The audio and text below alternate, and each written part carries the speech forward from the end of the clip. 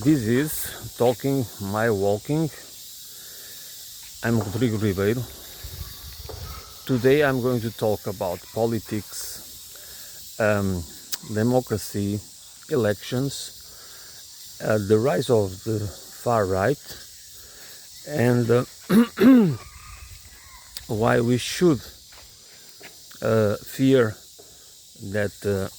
we should fear fascism and techno fascism. Okay.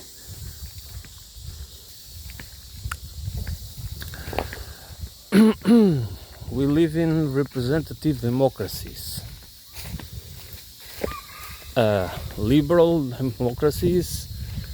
We have elections, we elect our representatives, and in theory they are accountable to us, which means that every electoral cycle, if we do not like what the government did during the 4 or 5 year period, most of the time, average,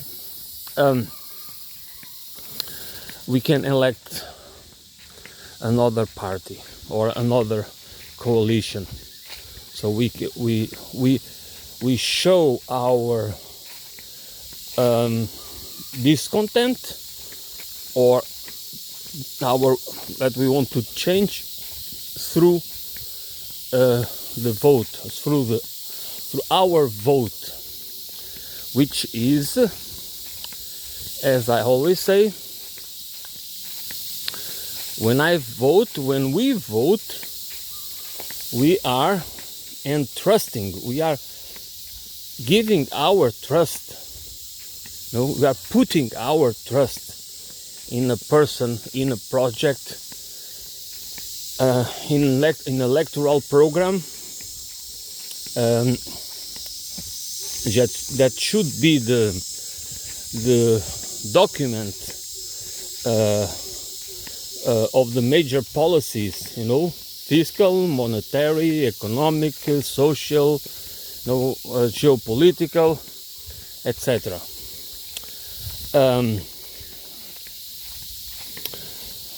But that is not the case, because it seems that the politicians get carte blanche, which means they can do whatever it pleases them, or their donors, or whoever it is, and then they just throw the electoral program into the dustbin of history. So the garbage just goes to the garbage.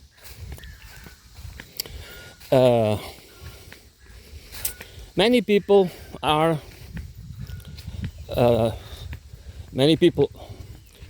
the liberal side, are trying to demonize the far right and the right in general, but the far right, the populist right, the nationalist right, xenophobic right,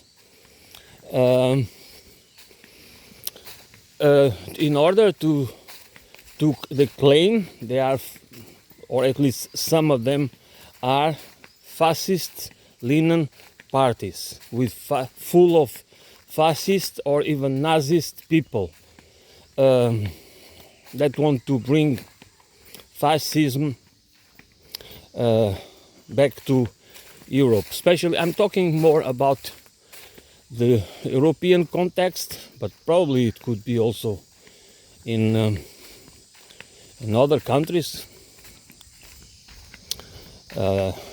especially the Western hemisphere. The Canada, United States, Australia.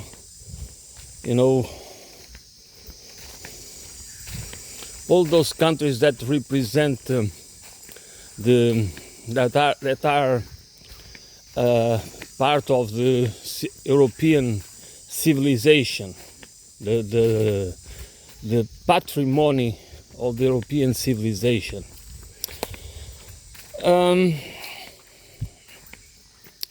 The problem, in my perspective, is really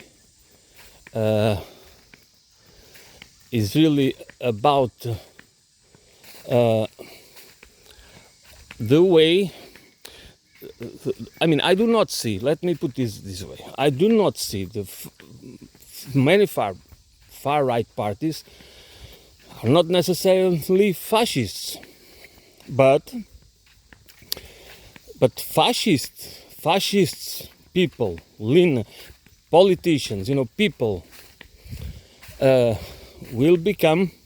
It has been like, I can give you another example. How political parties, the so-called social democratic parties, democratic socials, the socialist democrats, and all those parties, those progressive parties, were slowly colonized by neoliberals. And then what we have today, those parties are neoliberal parties, which means they can be. I said it before. I'm going to repeat it again. That you have parties that are, for example, 50% neoliberal and 50% progressive still, but then it only goes more, 60%, 70%, 80%, 90% neoliberals, or for neoliberal policies, which means they are for the financialization of the economy, the privatization of everything.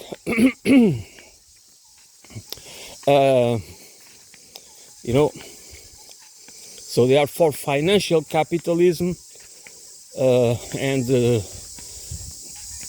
free markets and all that, all the policies that brought us to where we are today. The same happens with the far right, because the problem is the system, okay? Because, fascists, we will never get rid of people with those tendencies, okay? That is like any, they just, for whatever reason, the people with these tendencies will always exist. So it doesn't. We should not. When we say fascism never again and this and that, is not. Those slogans are, meaningless. Because the only prophylactic only prophylactic measure that we can take is a system that is democratic, accountable, and not in the way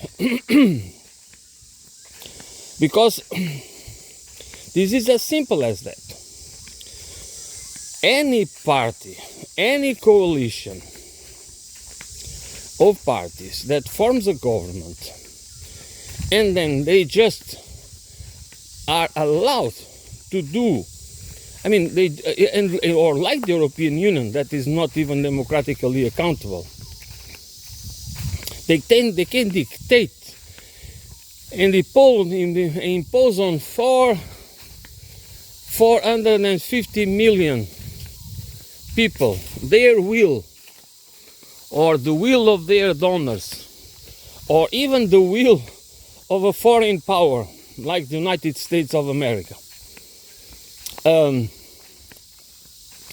through institutions like NATO or other institutions, through the financial system that exists to serve whom? Cui bono, with the existing international financial system. No? How much power these people have in politics? How the policies in crafting the policies that are imposed on all of us. So the danger of the far right is not, I mean, by the way, liberals and neoliberals, they do not want socialism or any form of power, any form of any ideology, any way of organizing society or the economy that is not capitalistic. That is not ruled by capitalism. Therefore, liberals and the fake progressives will always be for capitalism, which means they will always prefer that society goes fascist. It doesn't matter what they say. It doesn't matter. They might say, they might defend them, they might demonize right-wing parties and call them fascists and this and that in order to compete for votes, for political power. But they will always prefer, because that's the idea. That's what I call lib fascists. They have a facade, a liberal facade, but they have an inner core that is fascistic. They are also fascists in the way I'm trying to convey, which means that they will always prefer to, if they have to give up power, they will always prefer the power to be taken by fascists. Of course, they will prefer the right to, because it's this. The system. The problem is the system itself. So this demonization of the far right, which means all the parties that identify with the conservative values, nationalist values, populism, right-wing populism, and or even fascistic values and principles. They will demonize them, not because some of them, in the case of the European countries and the European establishment, political establishment, status quo, the political status quo that is running the European Union currently. These people, they want to, some of these parties in France, in Germany, and elsewhere, they want peace. Some of them they want to end the war in Ukraine. Therefore, at this point, which is a very ideological point for the liberal establishment,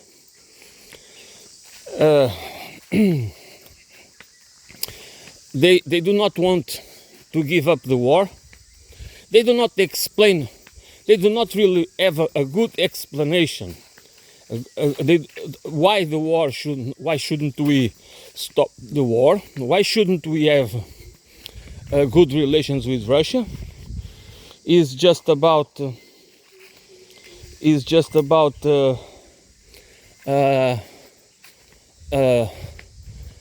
keep continuing. This is like a army. I have to show you this. This comes from, you can see, Where is it?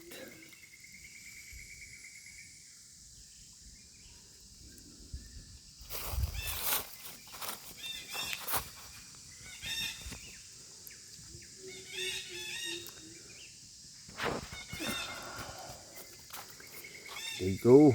I don't want to step on them. You see, it's like an army. Maybe millions of them.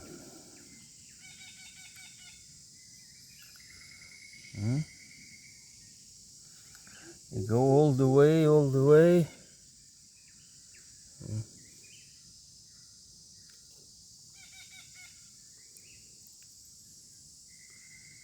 You can see. Go to the other side. Where are they going? How are they going? Where are they going? They go here. They go somewhere. They have a nest here. Okay, you can see them. Here you can see them. A very beautiful image here. You turn it around.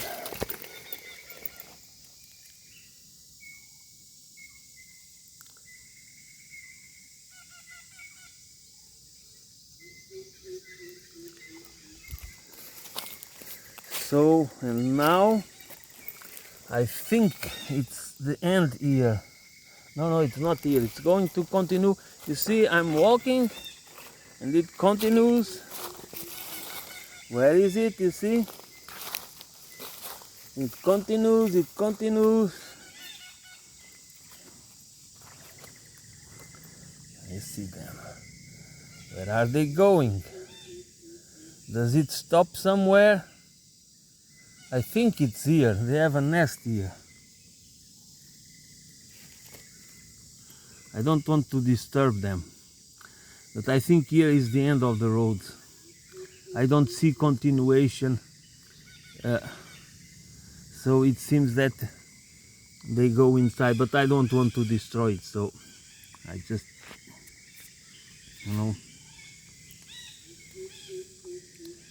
it ends here somewhere. Just look at it. There are hundreds of, thousands of them. Really huge number. You can see here. Just look at it. It's crazy. And it stops here. Yeah, it stops here. I don't want to do anything.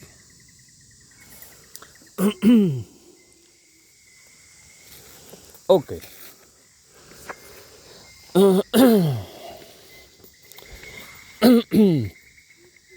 So,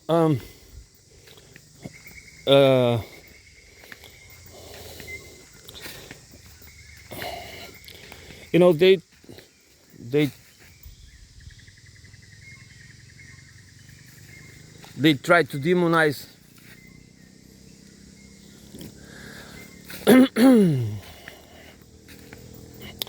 the liberal class and the mainstream parties, the so-called moderate parties. They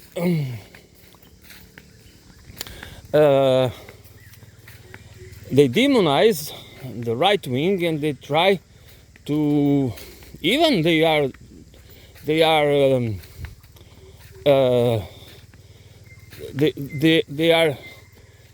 like what they did in Romania, and I don't know exactly what happened with Le Pen in France, because I don't know yet what's going on there.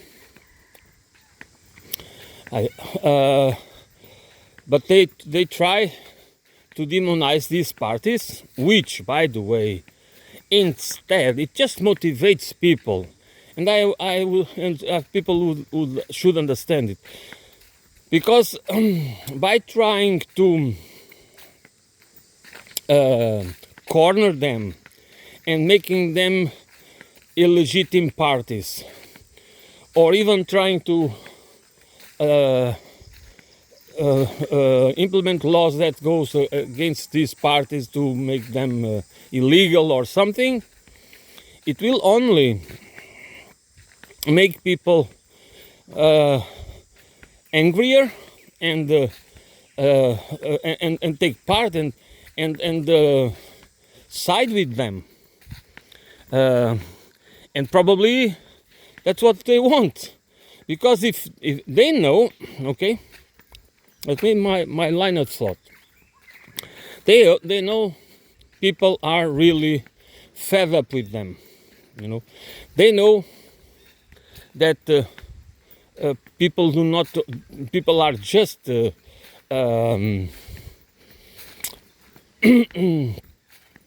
they distrust the parties, most parties, and the right wing is emerging as an alternative. That's why even in Germany you call it alternative for Deutschland. You know, that's even the name of the party. So and they use so these parties are gaining momentum, and they will take power most probably sooner or later, and we don't know what's going to happen, because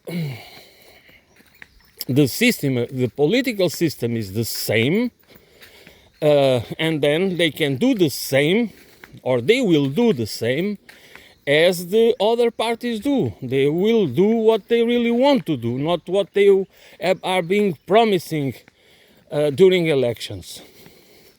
So do they, all these parties in different countries, and these leaders, these right-wing populist leaders or nationalist leaders, do they all want the same? No. They have different political views, and they have different ideas about how society should be run. They don't believe the same, but they share the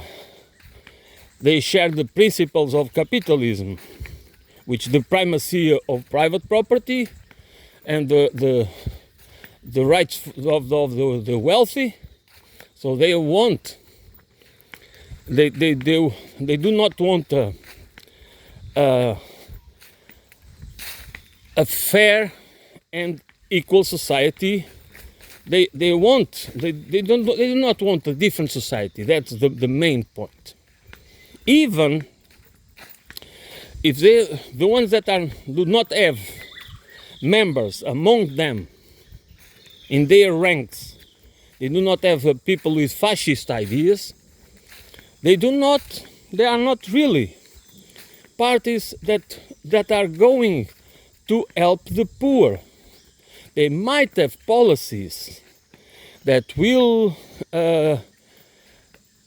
be more nationalistic in terms defending the national interest, but basically defending the national interest for them is defending the national interest of the wealthy elites, first and foremost, because their view of society is a very hierarchical view, and the ones on the bottom are supposed to serve the other ones, are supposed to serve this is a hierarchical view of society that has always predated on the poor.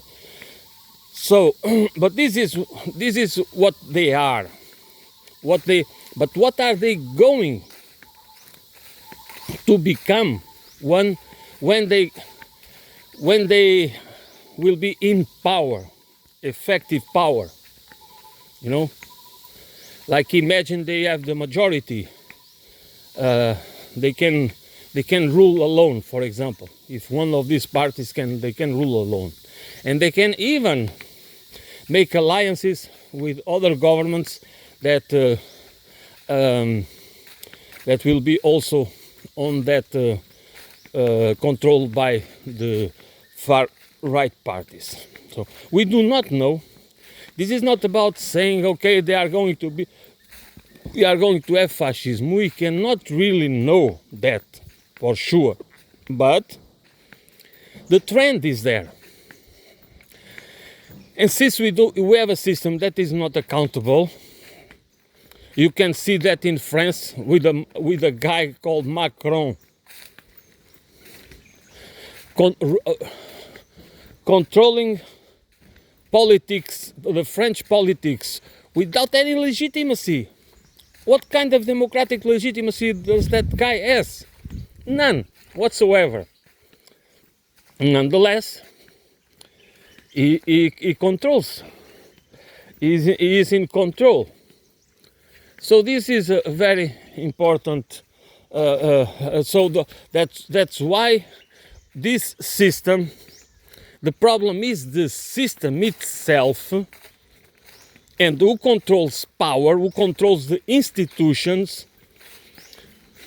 at the national and international level, and for what purpose? So the democracy is not about having the right to vote. Democracy is about having power. And nor the liberals, nor the moderate parties, nor the far right, fascistic or not fascistic, want that. That's not what they want. They want to have control. They want to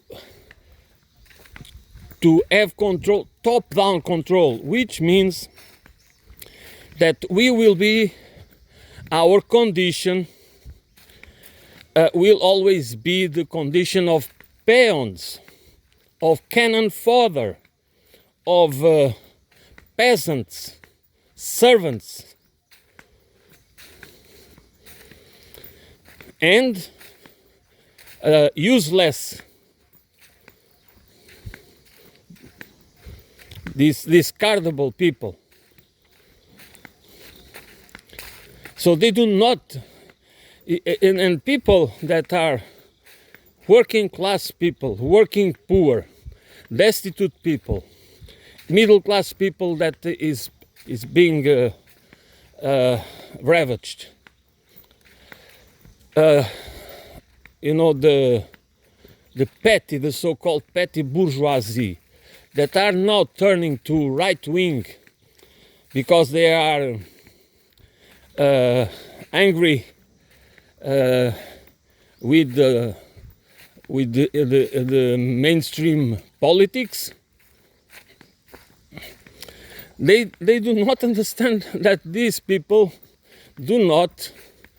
are not Democrats, in the sense that they do not want a real democratic society. And that is the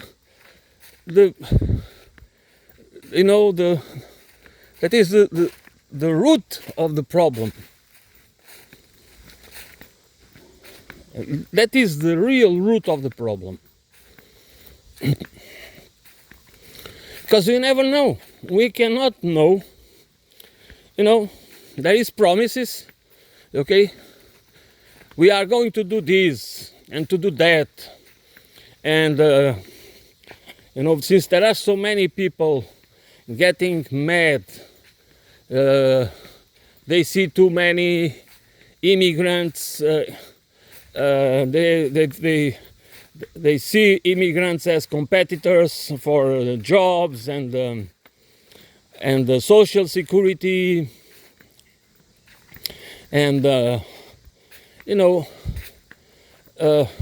houses and everything else, all the resources of the state that they try to say that these guys are taking everything from us. They do not say that that is the wealthy class. They do not say that is the neoliberal policies. They do not say that this austerity and this manufactured scarcity there's nothing to do with immigrants. Immigrants are useful tools, are used as they are instrumentalized and weaponized against us. Of course, that among the people that come out of their the situation in their countries, most that actually usually has been caused by us, not by us again, by these the same elites that now trying to blame them, that are blaming them.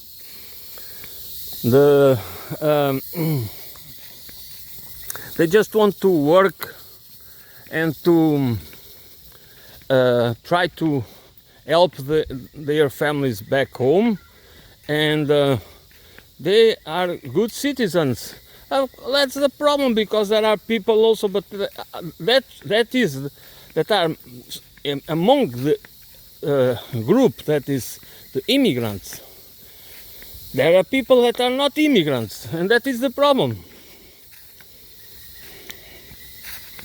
They might be criminals. They might become criminals. They might. I mean, So, but we should not put everybody in the same basket.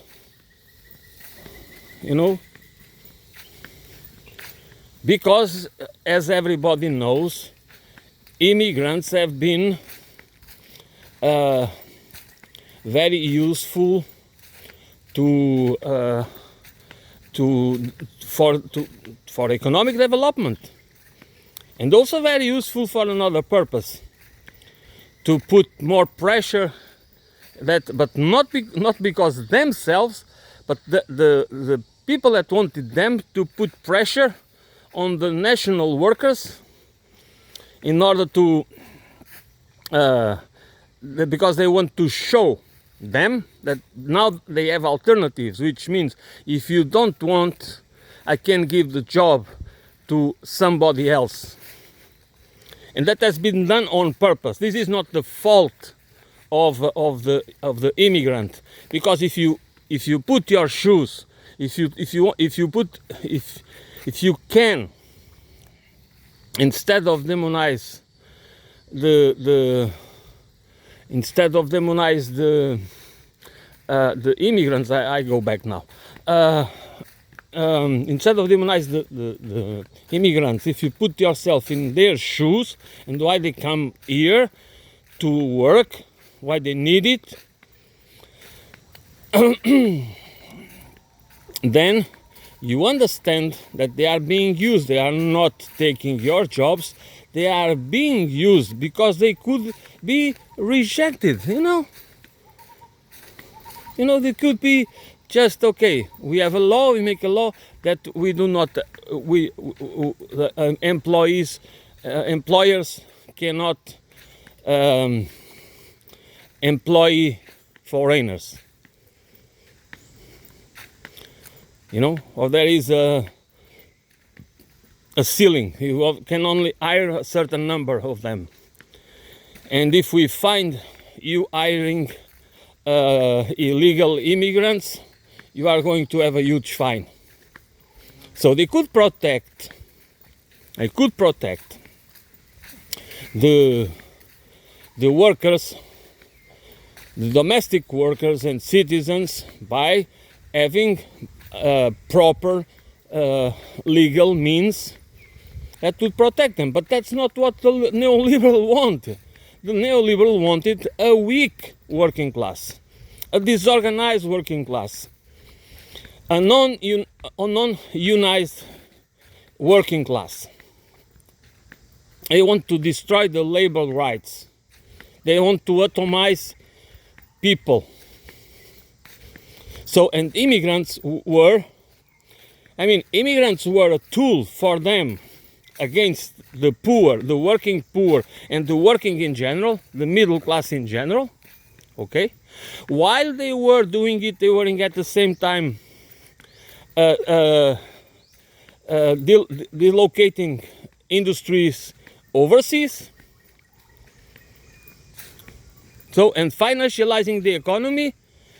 And then there comes the right-wingers, and then comes the conservatives and the nationalists and the populists, the right-wing populists, trying to criminalize the immigrants for everything, to blame them of everything that is wrong in our societies. No. What is wrong was the neoliberal policies. And again, I'm not trying to say that every foreigner living in European soil is a good citizen and is there for the good reasons. Of course not. But that is not the same thing as demonizing the immigrants in general. And for the poor people, for the working poor, to buy into these narratives is just they should understand, we all should understand, that we are being instrumentalized and used also.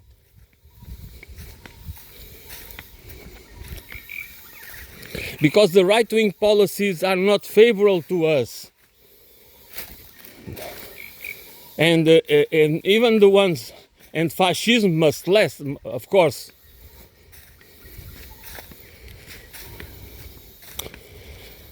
And then that's the principle that if you believe these guys are going to bring you safety while talking about freedom, we will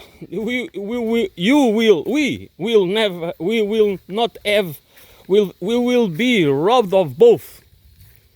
Okay, we'll be robbed of safety because they want to make the world safe for them, for the wealthy elites, not for us. My point is, if you think that just because the so-called left, which is not left at all, the fake progressives and liberals and social democrats and all that people that is painted as woke people, they defend the woke culture. And and you believe that the antidote against it is the right-wing nationalist, conservative and populism, you don't understand that these people are much close. They might look, they might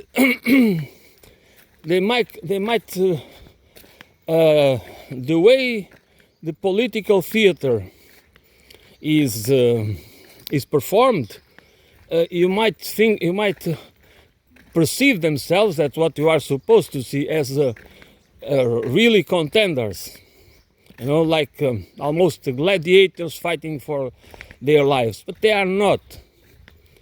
They defend the same system, of course, with specific.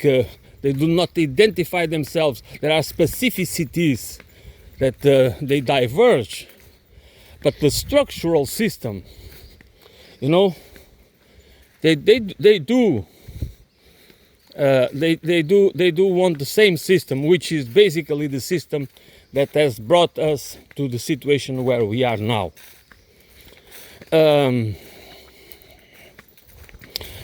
So what I believe we need to understand is the nature and of the system we have, and why it is wrong. It is dysfunctional, and it will always be like that, because since the 15th century that we can, with the mercantile capitalism until now, what we have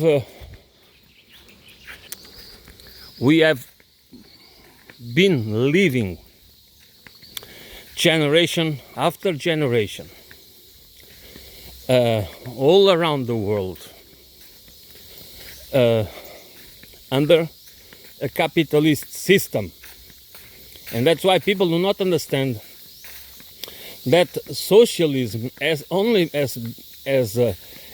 been the fight for survival, has been always, the Soviet Union was always under the pressure of the capitalist system, which obviously was the dominant system, because it is historically a dominant system since 500 years of capitalist dominance. Some might think that, okay, if it exists for such a long time, it's because it works. Yeah, everything works. If you accept, that's our problem. That's one of the problems of the human condition. That's our ability to adapt to both functional or dysfunctional systems. It doesn't matter, as long as we are acculturated to them. We can do it. Just because survival, you have to survive. You have to feed your family. I mean, all of that is really easy to make a system, a dysfunctional system, work. And how can you believe that a system that is required to expand and accumulate wealth and transform everything into capital, use everything as capital to build more wealth, to create more wealth, and private control of everything. And we are all infected. That's the problem. And when we are not able to step back and to look at it with different lens, to analyze it in a way that you start to understand the implications. Why is it really bad? Not just because again, it's not about demonizing or just say bad things, but about but going through the consequences, the historic consequences, what has been done to people, animals, nature, everything, in the name of progress, which means that progress, in this sense, progress has been always associated with imperialist civilization, like expanding, creating new markets,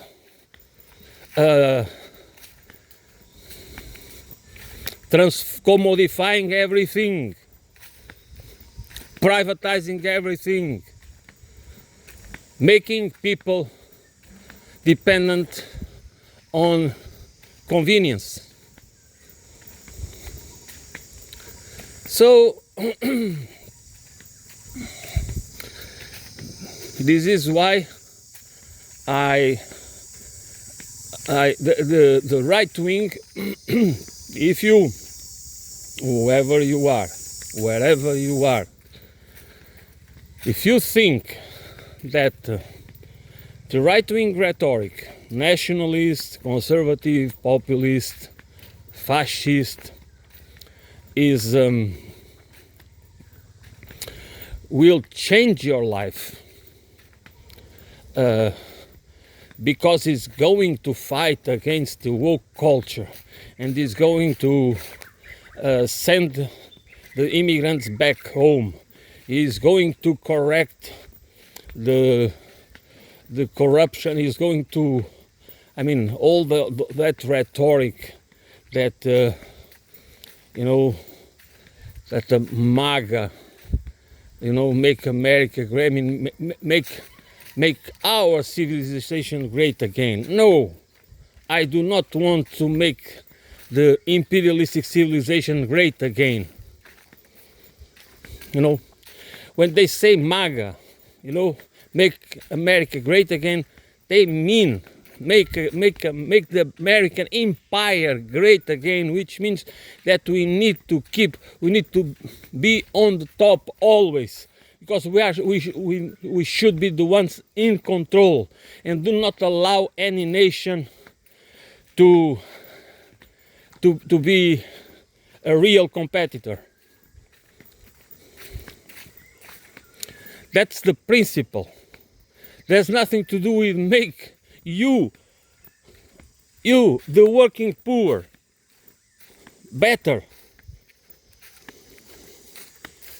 I mean, you are not going to feel it. You are going to feel more austerity, more scarcity, manufactured scarcity. You are going to, you might feel less atomized because you are part of this great movement, to make America great again. Make America great again for whom? Cui bono?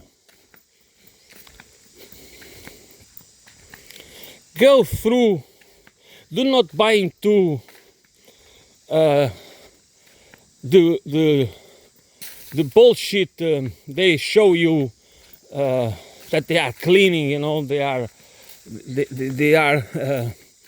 cutting they are cutting the waste, because there's so much waste that all these agencies.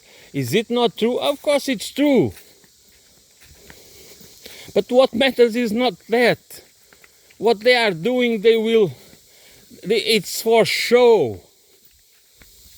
It is mostly for show. They want to have more control, and the new generation of tech oligarchs, they want really a weak state, but a weak state that doesn't defend the poor, that doesn't protect the poor, that doesn't have anything to give to the people, but to be controlled by the elites for their benefit. And what we need to do is to go through the legislation, what are the executive orders, and everything else, for the consequences, what are they really doing in legal terms, in fiscal terms, in monetary policy, in economic policies. And then that's what we need to understand, whether we are in this side of the pond, and in Europe. I'm not actually in Europe right now, but it doesn't matter whether it is in Europe or across the pond in America or Canada or elsewhere. So the main point is to understand that the policies, what the trends, to understand the trends, not just buy into the theatrics, because these people are performers. Politicians are always performers. You find very few politicians that are not performers. You know, they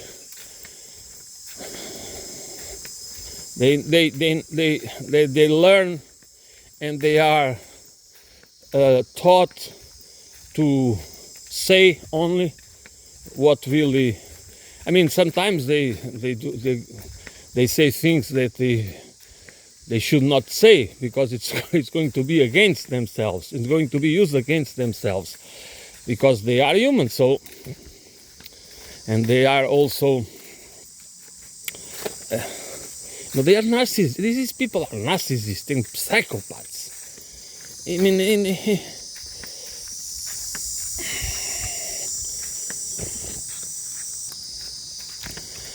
so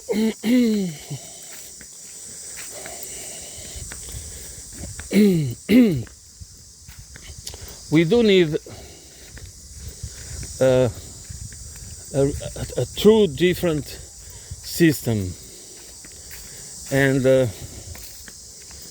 because honestly,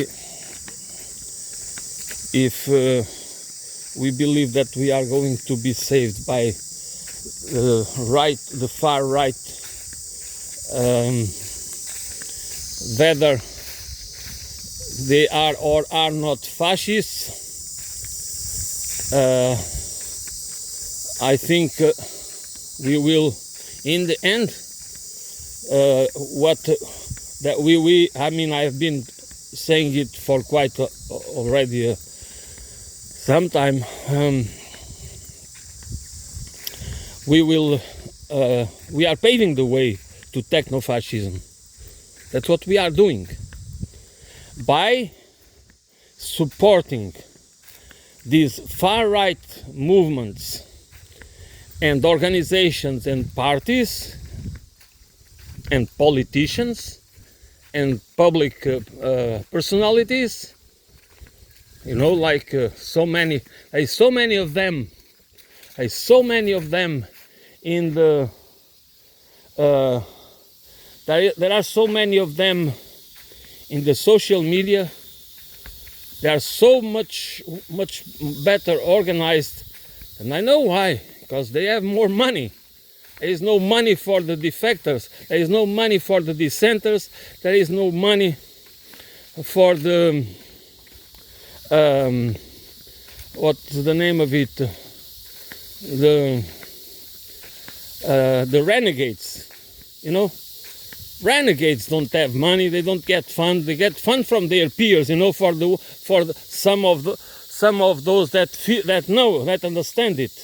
But they usually are working class, or from academia eventually, or from certain journalism and certain professions, but they are not wealthy. That's my point.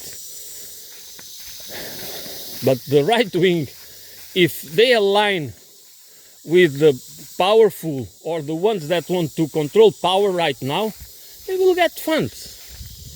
You know, they will get the algorithm will make sure that they will be very well marketed and advertised, not shadow banning like the other ones, or just eliminated or whatever. So no, the real dissent and and the real renegades, they will not, they don't have support. That's why you have so few, you have very few right-wing people that they say the truth. I might not agree with them. They say the truth about many things. They might not agree with them about their economic political views and the kind of system they want, and because they are really, they only see the capitalist system as the default system, but they understand, don't want empire, which is a good thing. But what they don't understand is capitalism is imperialistic. It needs to expand. It needs new markets. It needs to control resources. It needs to control territories.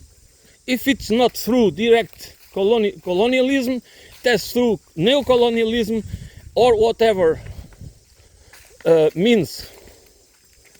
You know, they do it right now through the the private investment firms. You know,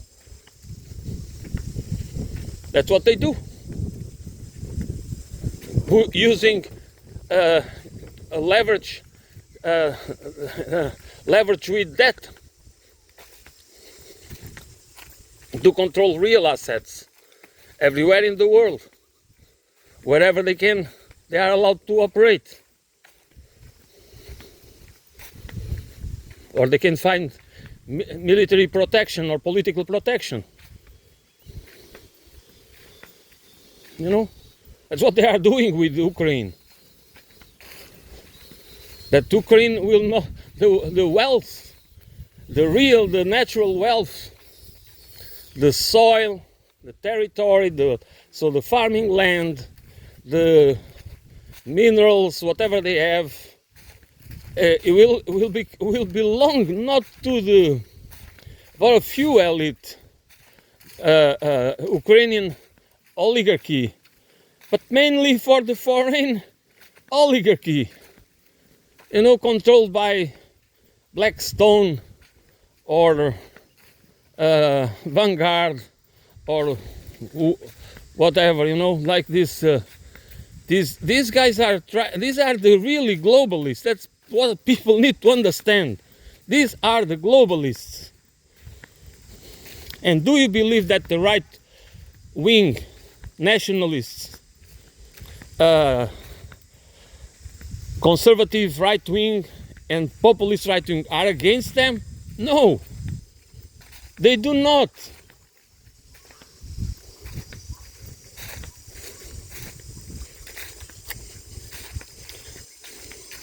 They might have a slightly different view than liberals, but they are as deeply capitalistic or even more than the liberals. And they will not even pretend to be Democrats. The liberals at least have been trying to pretend they love democracy, which is a lie.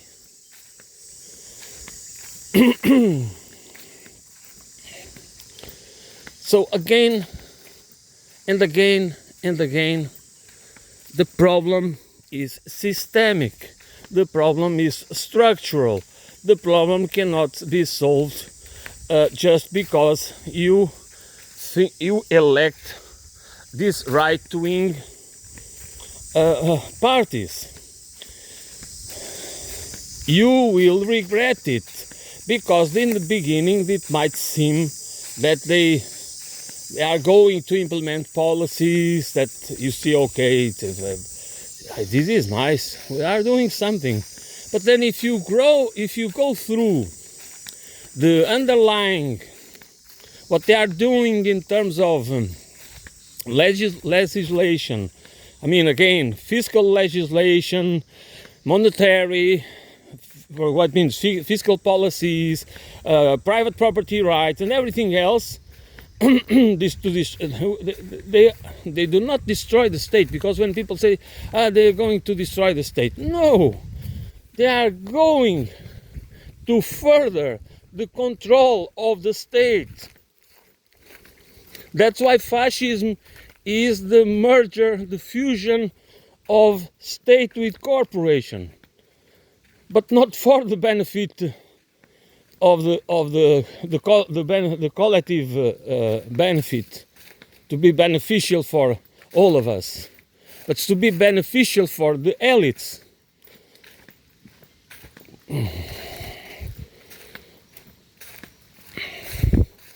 Because the elites themselves are always fascistic, you know, because the elites are always want to control the wealth. They want to create mechanisms that protect their wealth. They don't want to. They don't care about social inequality. They just blame the poor of being poor. They create a dual system which is a system for themselves and a system for the rest of us. And in the future, whether they are liberals or right-wingers or social democrats or greens or whatever you have, they probably will get rid of us. We have to get rid of the ones that are useless, part of the useless class, which they don't have a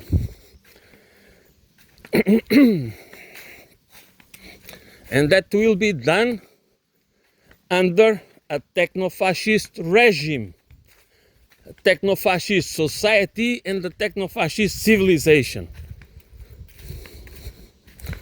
And I honestly believe, and that's the problem I have with the China system and the BRICS and the multipolar world, because I don't see them as, I see them as I said, and I continue to say, that's what I think, I see them as an important challenge to the unipolar world, but I do not see them as the solution for the deeper problem, deeper systemic problem of the imperialistic civilization. They are a challenge for the order, for the so-called rules-based international order, the Pax Americana, and the Western rule, and with all the institutions, especially the financial institutions, the Bretton Woods institutions, so all the, that that made the institutions that made possible for the dollar to be as good as gold, that make a fiat currency become as good as gold. Call it petrodollar, call it whatever you want. It's just that it is this order, this unipolar order is being challenged by the multipolar world, because the BRICS is the major reason, the rise of China, but because it allowed the so-called global South to rise up, to become more assertive and more political, but there is still, they still have to pay the odious debts, they are still under that really powerful enslavement tool called debt, and they will be not able to develop their own economies, or it is much more difficult, and to have social protection, and to have and to build universal basic services, and all the rest that is needed for a functional society and economy, because they need to serve the debt, which most of these debts are illegitimate. These debts have been manufactured, they have been imposed on them. But nevertheless, we in the West, as we are indebted to, and we are debt slaves, but we think, oh no, debt, it has to be paid because it's sacred. Debt is a sacred thing, because you should always pay your debts. As if this kind of debts is the same that you ask your friend for $100 bill or $1,000, and then you refuse to pay. That, of course, is bad, because your friend is helped you, and then you want to refuse to pay. No, that's of course it's bad. But these debts have nothing to do with that. Okay, these debts are totally different. and and all the financial system and the way, all the financial system works is to make sure that these countries are not going to, they won't be able to develop. There is no transfer of technology, there is no implementation of educational, technological, scientific and technological education that allows them to have their own, to produce their own machinery, and no, it's just about to produce low value added products like agriculture products like bananas and coffee, and and then they even the farms, many of those farms are controlled by by Western companies, which is amazing. So what I'm trying to say is that either we try to understand where the roots of the problems lie. Why do we have the society and the civilization we have now? What's wrong with it? Why should we be thinking about a cooperation instead of competition? And that the and have international institutions that want stabilization, want stability. Want stability, political stability, economic stability.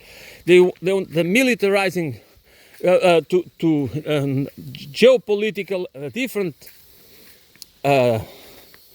geopolitical and geoeconomics.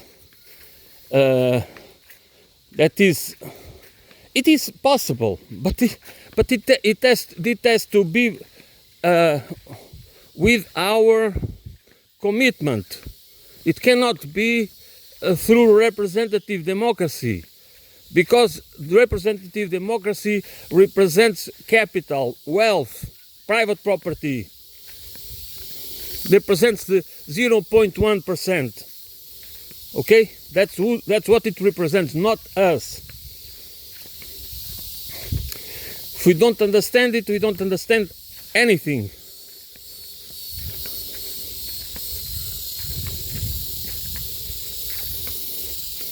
And if you believe that it's going to be the Melonis or the I don't not remember all these parties, these politicians, far-right politicians that will solve the problem. I'm sorry, but I truly believe that you don't understand what the roots of the problems are, and we should discuss it openly.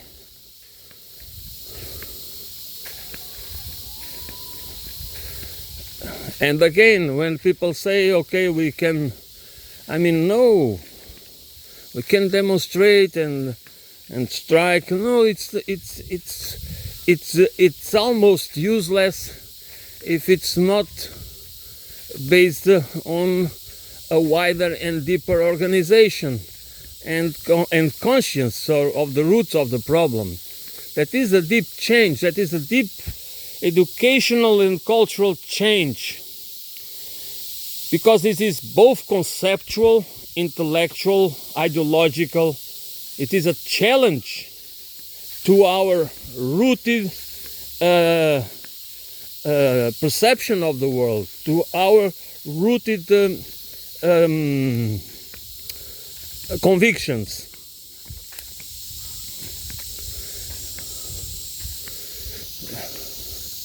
This is nothing fair about our system, and it just makes our life, much. We do not need to feel as we do not need.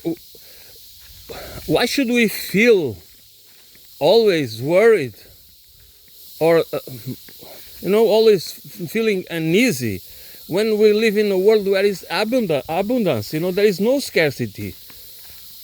There is more food than necessary. There is more.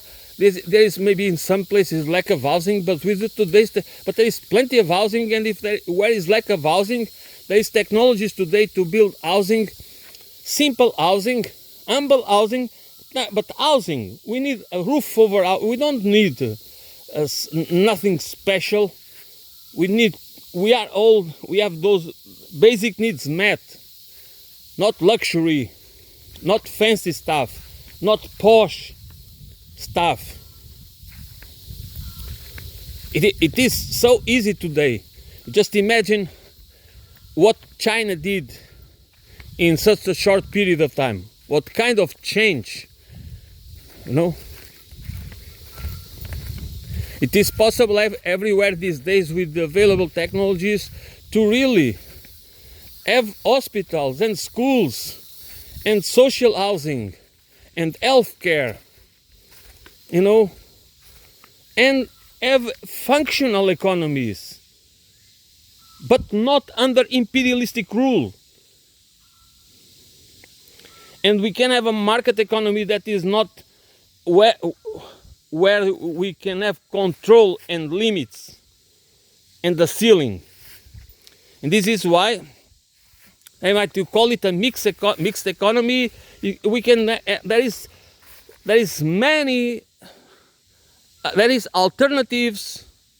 I don't know if there are many or not. There is alternatives.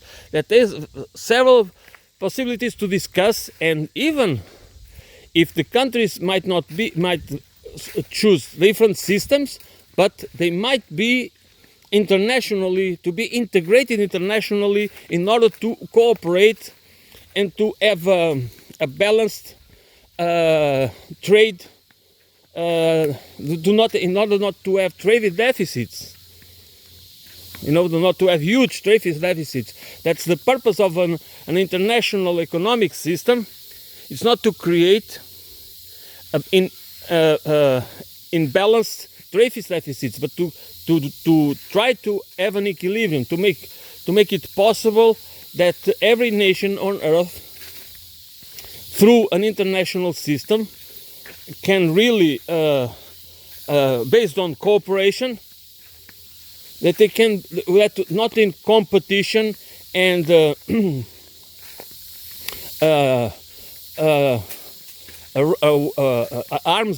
arms race, because that's if we keep going like that.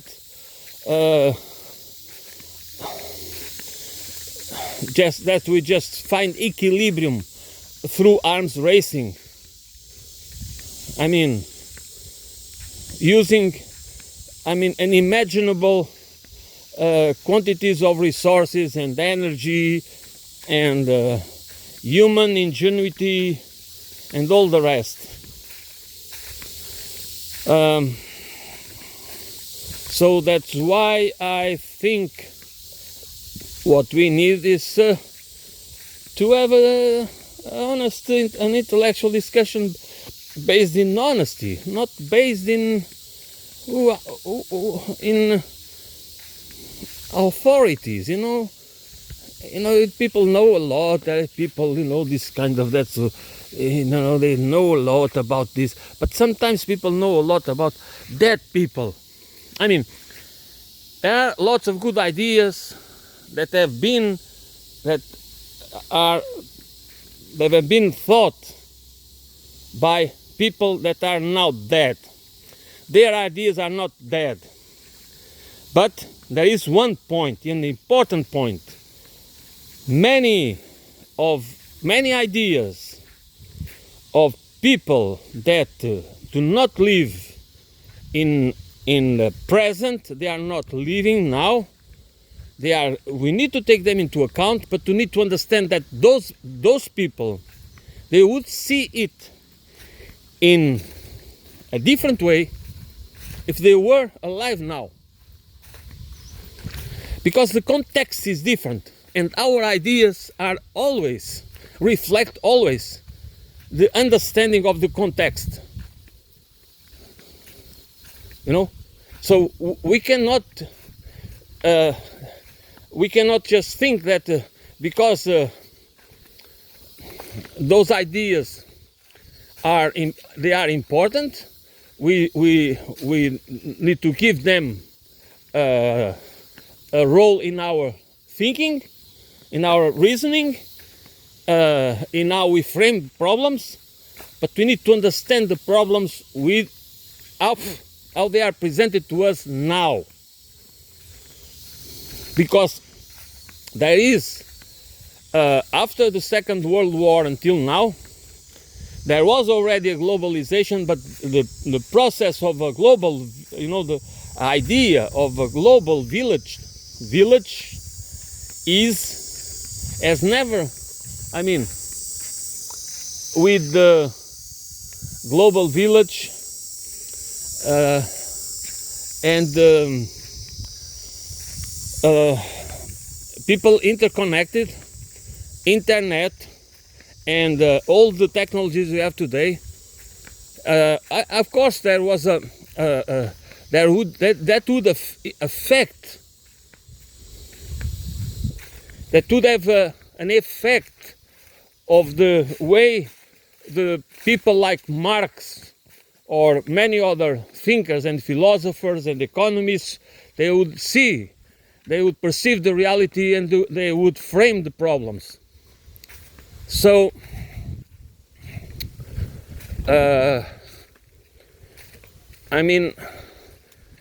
we do not need, we do not even need, we need experts, but we do not need only experts to tell us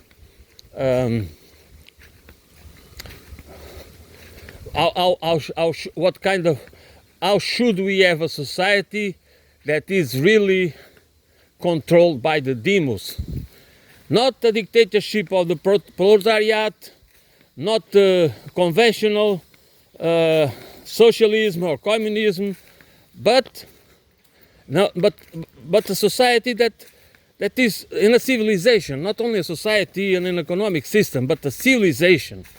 We do not need really a communist civilization or a socialist civilization or a capitalist civilization. We need an ecological, holistic civilization that I truly believe that it should be based on eco-socialist principles, or eco-socialist with a social and ecological economy.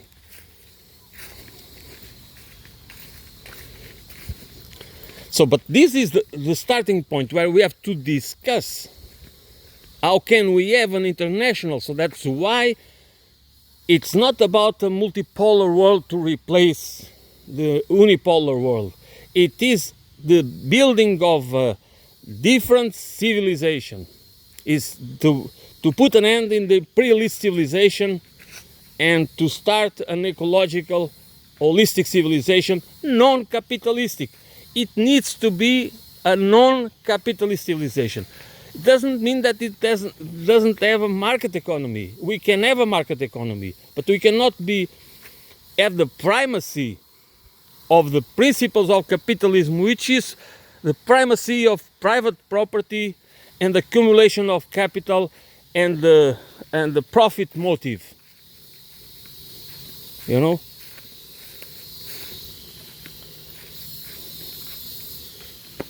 That should be obvious to us, that there is a perversion, an inherent perversion on this system in terms of robbing life of its dignity. By commodifying everything, you take away the dignity of whatever it is, a tree, an animal, a human being. You just destroy its dignity. Because we just see it as a product, as a thing. You know, some guy said, when I look to a tree, a logger says, when I look to a tree, I see dollar bills. That's how it is, you know. We cannot just we cannot look to an animal, a tree, a piece of land, a human being, and we just immediately what we see is dollar bills or whatever currency you use. All right, that is a perversion of our own condition. It's not our condition. It's a perverted version of our condition. And the right wing, again, I want to emphasize it. The right wing won't solve this problem. They don't want it. They defend it. So that's why I try to make you to make people reflect on it before giving. We need to build a left wing. I mean, I don't even know if I can use the word left. It doesn't matter.